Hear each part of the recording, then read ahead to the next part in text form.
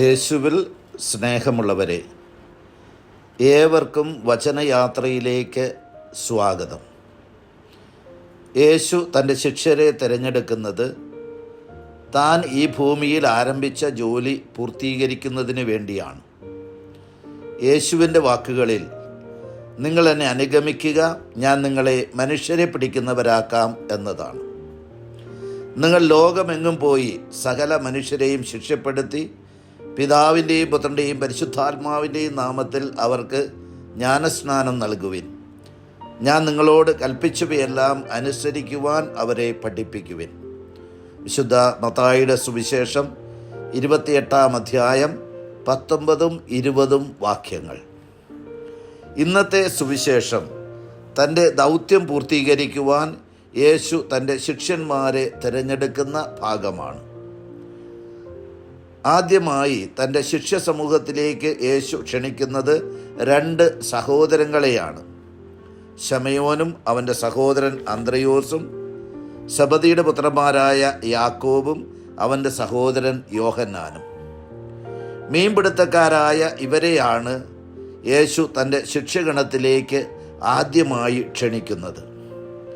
എന്നെ അനുഗമിക്കുക, ഞാൻ നിങ്ങളെ മനുഷ്യരെ പിടിക്കുന്നവരാക്കാം എന്ന് യേശുവിൻ്റെ വചനത്തിന് വലിയ ശക്തിയുള്ളതായിട്ടാണ് അവർക്ക് തോന്നിയത്.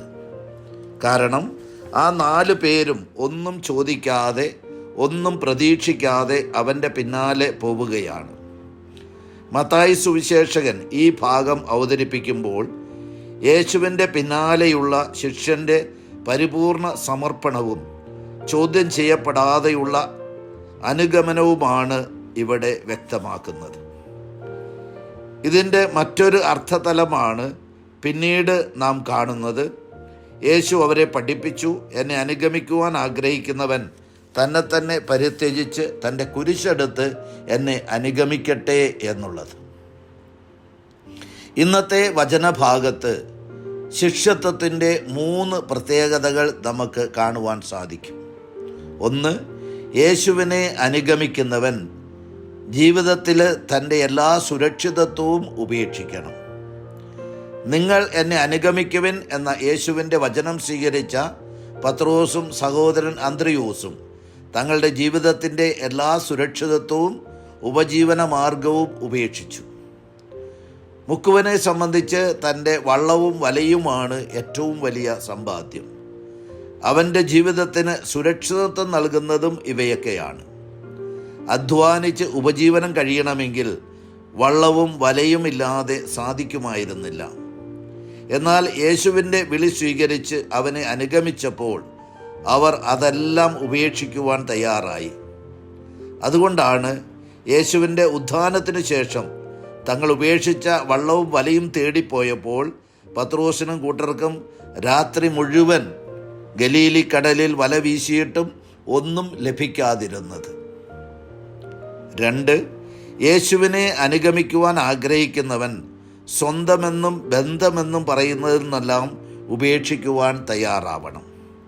പിതാവായ സെബദിയെയും ഉപേക്ഷിച്ചാണ് യാക്കോബും യോഹന്നാനും യേശുവിൻ്റെ വിളി സ്വീകരിക്കുന്നത്.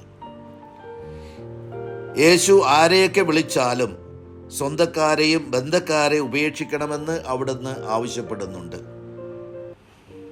ബൈബിൾ മുഴുവൻ ഈ വലിയ സത്യമാണ് നമ്മളെ പഠിപ്പിക്കുന്നത്. വിശ്വാസികളുടെ പിതാവായ അബ്രാഹത്തോട് ദൈവം ആവശ്യപ്പെടുന്നതും നീ നിൻ്റെ ദേശത്തെയും സ്വന്തക്കാരെ ഉപേക്ഷിച്ച് ഞാൻ കാണിച്ചു തരുന്ന സ്ഥലത്തേക്ക് പോകുവാനാണ്. ശിഷ്യനാകാൻ ആഗ്രഹിക്കുന്നവൻ സ്വന്തം നാടും വീടും സ്വന്തക്കാരെയും എല്ലാം ഉപേക്ഷിക്കാൻ തയ്യാറാവണം. എന്നേക്കാൾ അധികമായി പിതാവിനെയോ മാതാവിനെയോ സ്നേഹിക്കുന്നവൻ എൻ്റെ ശിഷ്യനായിരിക്കാൻ യോഗ്യനല്ല എന്ന് യേശു വളരെ വ്യക്തമായി പഠിപ്പിക്കുന്നുണ്ട്. ഞാൻ നിന്നെ അനുഗമിക്കാം, എന്നാൽ ആദ്യം പോയി എൻ്റെ വീട്ടുകാരോട് യാത്ര ചോദിക്കട്ടെ എന്ന് പറഞ്ഞവനോട് യേശു പറയുന്നത്, കലപ്പയിൽ കൈവച്ചിട്ട് പിന്തിരിഞ്ഞു നോക്കുന്നവൻ എനിക്ക് യോഗ്യനല്ല എന്നാണ്. 3, ഗുരുവിനെ എന്നും അനുഗമിക്കുന്നവനാണ് യഥാർത്ഥ ശിഷ്യൻ. ഞാൻ നിങ്ങളെ മനുഷ്യരെ പിടിക്കുന്നവരാക്കാം, എന്നെ അനുഗമിക്കുവൻ എന്ന യേശുവിൻ്റെ വിളിക്ക് എല്ലാം ഉപേക്ഷിച്ച് അവനെ അനുഗമിക്കുന്ന ശിഷ്യ സഹോദരങ്ങളെയാണ് നാം കാണുന്നത്. എവിടേക്കാണോ എന്നോ എന്തിനാണോ എന്നോ അവർ ചിന്തിക്കുന്നില്ല. തങ്ങളെ വിളിച്ചവൻ്റെ വചനത്തിൽ പൂർണ്ണമായി വിശ്വസിച്ചുകൊണ്ട് അവൻ എവിടെ പോയാലും അവൻ്റെ പിന്നാലെ പോകുവാനാണ് അവർ ആഗ്രഹിച്ചത്. യേശുവിൽ സ്നേഹമുള്ളവരെ, ഇന്ന് യേശു ഇതേ വചനങ്ങൾ അരുളി ചെയ്തുകൊണ്ടാണ് നമ്മെ ഓരോരുത്തരെയും വിളിക്കുന്നത്.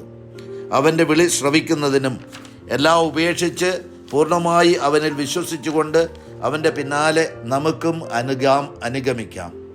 ഇന്നത്തെ ലോകത്തിൽ യേശുവിന് വേണ്ടി മനുഷ്യരെ പിടിക്കുന്നവരാകാൻ നമുക്കും പരിശ്രമിക്കാം. അതിന് സ്വയം പരിത്യജിച്ച് അനുദിനം നമ്മുടെ ഓരോരുത്തരുടെയും കുരിശെടുത്ത് അവനോടൊപ്പം ഗാഗുൽത്തായിലേക്ക് നമുക്കും അനുഗമിക്കാം. അങ്ങനെ ഗുരുവിനോടൊപ്പം മരിച്ച് അവനോടുകൂടെ ഉയർക്കുന്ന യഥാർത്ഥ ശിഷ്യരായി നമുക്കും ജീവിക്കാം. ദൈവം നിങ്ങളെ അനുഗ്രഹിക്കട്ടെ.